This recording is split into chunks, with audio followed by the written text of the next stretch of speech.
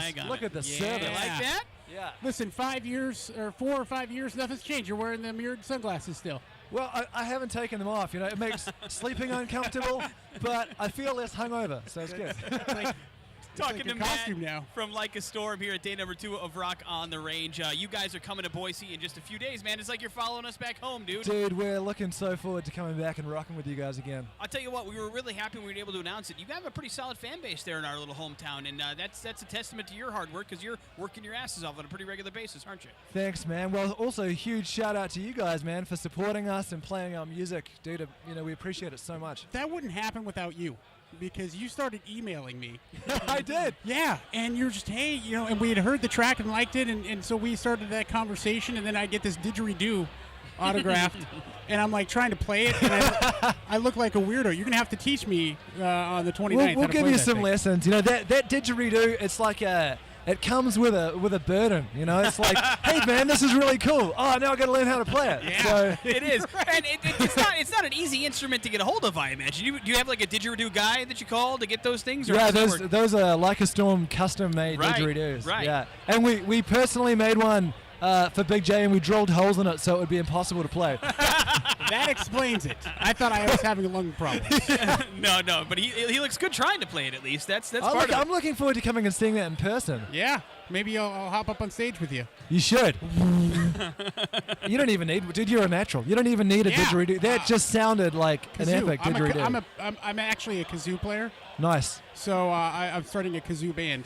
And do you have your own custom-made the X kazoos? Or what's going on? Going to. All right, working on it.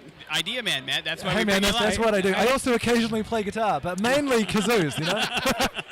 So talk to us a little bit about how this has been a little bit different route this time around. I mean, you guys are doing a whole lot of things very independently. Yeah. Is that by choice? Is this something that you would like? Okay, we can take the lead on something like this. I think we felt that that we had made music.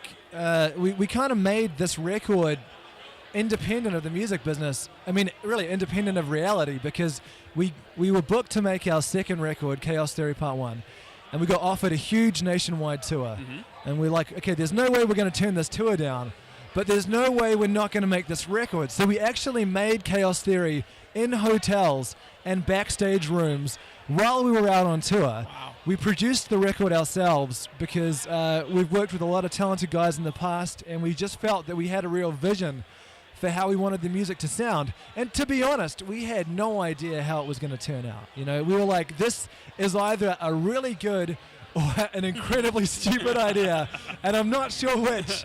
And when we first heard the music back, you know, it was mixed by Elvis Basket, who's an amazing mixer. Right. And we just thought this is exactly what we had in mind. So it's been incredible to have that music get out there, given that, you know, we had the opportunity to do exactly what we wanted. Stressful to have to do it in that kind of manner where you got to go back to the hotel and write and create music in the backstage. I mean, it's got to be stressful, right? You know, I think it was just, it kind of created this like insane work environment where anything goes. You know, we made our first record in a big multi-million-dollar Los Angeles studio, and that was a huge opportunity for us, especially coming from New Zealand. Yeah. But making this album, it was like, you know, you're just in a hotel room or you're in your backstage room. It's like if you want to try putting didgeridoo in a hard rock song, who's going to tell you that the studio day is about to wind up, you know? Right, yeah. We were kind of afforded the opportunity to try all of these insane things. And to be honest, a lot of my favorite stuff on that record are these things that we probably wouldn't have tried if we'd been in a big studio. So it was like, I guess it was stressful in a way because you're literally building a recording studio every night. Yeah. But the payoff is that we got to do whatever we wanted. Right. So I think as a musician, that's huge payoff. Last couple months, you obviously have made some great friends and great connections in the business. You guys had a chance to go out on the road while Zach Myers was doing his solo thing, Yeah, man. doing some acoustic stuff. Kind of cool to do, because you guys can break it down acoustic too. Make no mistake about it. We've had thanks, you in there. dude. We know you can, and you did the acoustic album as well, so we know you can do it. Yeah. I mean, it's got to be cool to do that too, right? Well, it was rad. I mean, we toured with Shinedown a few years ago, and we loved those guys. And Zach's a great mate of ours. And when he invited us out to play with him, we were like, this is perfect. You know, we just got off the road with Scott Stapp, and Zach invited us out for an acoustic thing, and And we love the unplugged stuff as much as we love the heavy stuff. I think the two kind of balance each other out. And that was just a cool tour, you know. It was us and Zach and Justin Moore and just sort of driving around the country, playing all these cool venues and pretending you care about Zach and his basketball. No, how actually, you know what, dude? My brothers Kent and Chris, I don't know why I'm not. I missed the gene somehow. But they're huge basketball fans. Oh, man. So Kent and Chris and Zach would just talk basketball every day. Yeah. And the constant stops on the tour to go and get shoes. There were a few days, now we're kind of like nocturnal, so we weren't getting up in the morning, but there were some days where we'd meet up with those guys, and Zach would have been up at the crack of dawn to go and get, you know, a pair of Air Jordans. So. He's a pal of ours, and he's awesome. Yeah. So I'm glad you guys got that chance to hang out and go do that. It was very cool, and it was also cool just to, you know, I mean, I love the big tours that we've done. But there's a really cool vibe when it's just a bunch of guys and acoustic guitars and you're kind of driving around. It's just like such a relaxed environment. That's rock and roll. It's rock You know, and roll. that's old school Johnny Cash rock Yeah. and roll. You know, you can't go wrong with it. Talk a little bit about the single "Love the Way You Hate Me." Who do you Well, hate?